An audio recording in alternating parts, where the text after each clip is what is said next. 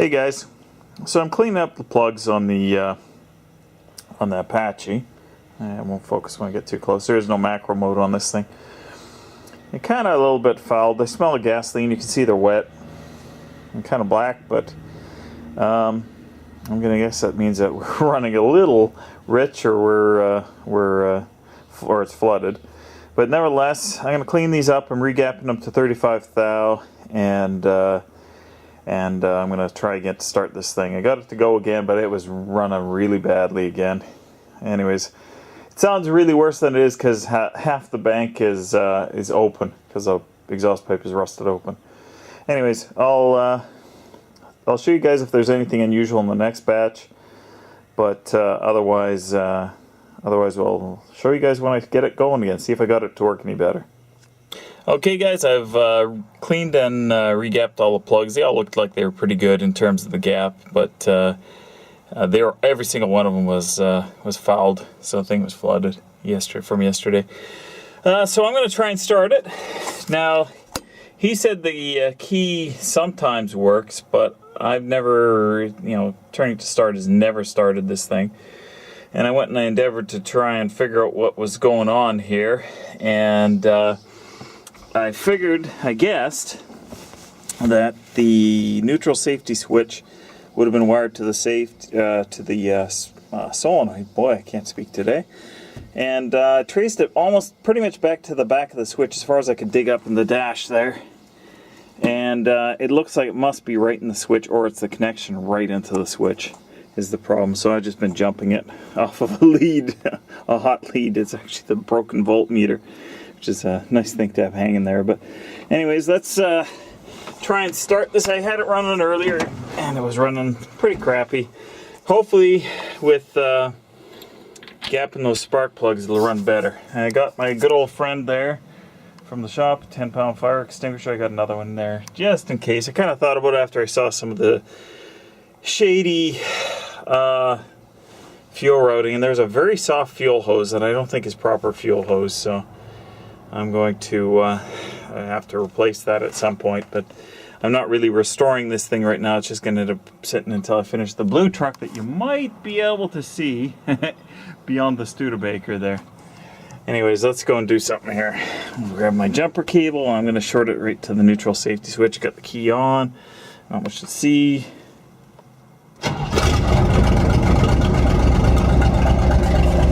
Sounds a lot better, doesn't it?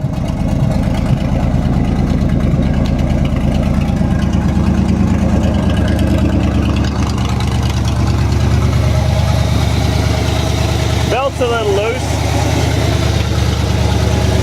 If you look down there, I zip tied that fuel line out of the way because it was actually touching the fan when it was running. Let's turn this thing off so I don't have the alternator fighting the charger. That sounds much better, doesn't it? I'm pretty happy with that. Simple fix. I was worried I was going to have to rebuild the carb, and I've said it before in some other things that carburetors are the bane of my existence. I've never been able to rebuild one that worked right for any amount of time. They'll work right for a week and then they go for shit.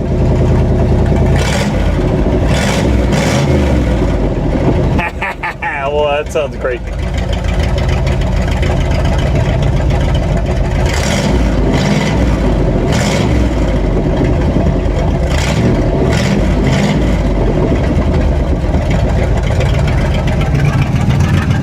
Now, if you're wondering why it's so loud, there was a cherry bomb connecting part of the exhaust to the rest of the exhaust that's no longer in there. So I'll have to obviously do that. I'll probably just redo the whole exhaust system.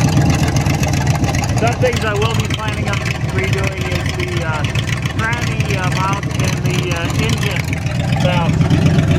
But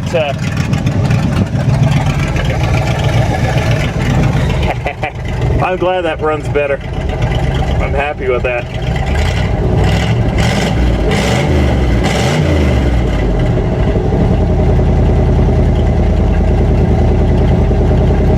I think the truck is happier too.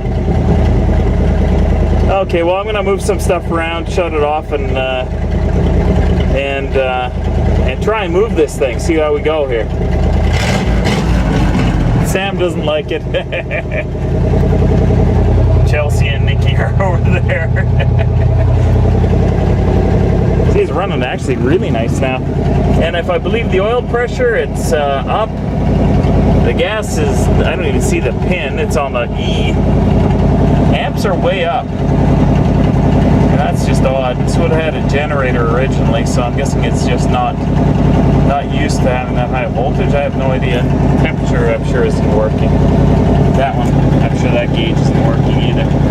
Okay, we'll shut this puppy off. Or we'll go under the hood and we'll listen.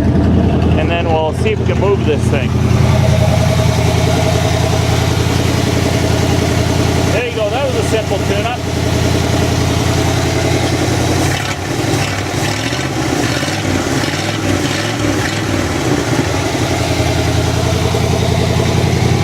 I'll shut you guys off. 5 minutes sitting there listening to me rev an engine has got to be annoying. Well, I tried to jump it this time off of the neutral safety and it just wouldn't go. I had to go and jump it under the hood, but no worries, it started first touch. I woke somebody else up and they decided to pay a visit. So we're gonna see if we can get this thing to move. Oh, you want out? Okay, give me a second here.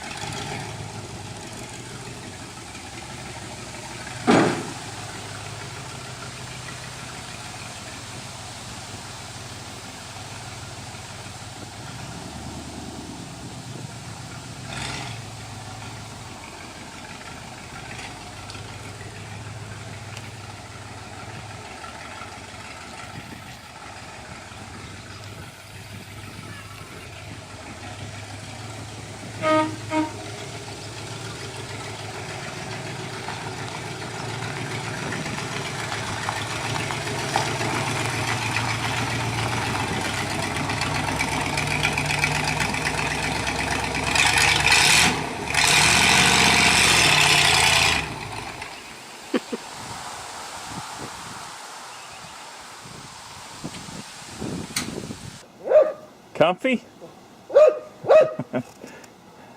I figured out, I think there's some short in the wiring. Boy, this is, should show you guys all the bodge work that's under here. Obviously stuff hanging down and all that. There's a bunch of wires that are spliced in there that are not even wrapped in tape.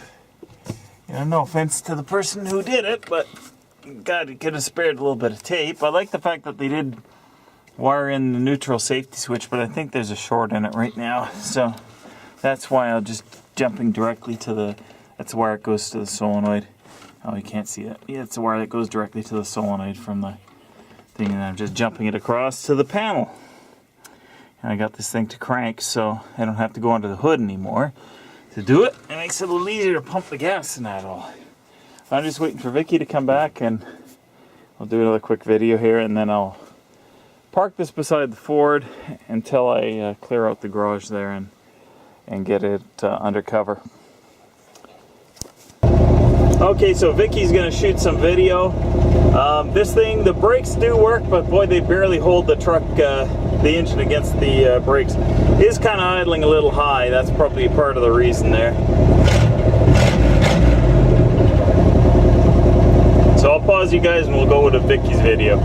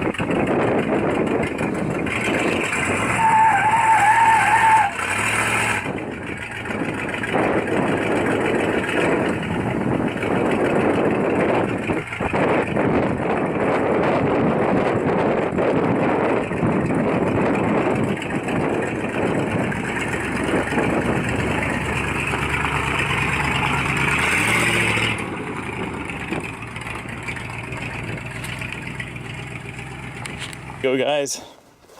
Not exactly an impressive burnout, but a little bit of rubber is on the road over there. But I gotta do something about this hood latch before I do anything more. So I'm gonna pop this off, free this up, and then I'm gonna call it a day. So thanks for watching, guys. And yes, as you can see here, this was a Canadian-made pickup truck. That explains the oddball paint code. So I'll probably have to maybe I'll change my search to figure out what the color was, to you know, try and find the Canadian versions of the paint codes. Hopefully somebody was out there that did that. But I think it's a given. I've seen it in enough places where I thought I saw some of that yellow around here, as I think it was Carl had said. He said have a look because they didn't probably take the windows out. But this might have been white. I think that this was a two-tone, because this top certainly looks white, like it was white. Like you can see in the gutters there. So, hard to say. But I'll do a little more research. I think I will buy one of those packages. I bought it for another car I had that was a Canadian-made car. It wasn't a huge amount of money. Certainly be enough to satisfy my curiosity. One thing I figured out that I would really like with this truck, a quick ratio steering box and power steering, and that little bit of tooling around. Anyways, I went and I fixed up the hood latch. I lubed it up. I had to take the whole panel off, but now that works correctly. And latches, yeah, I can't do it with one hand, but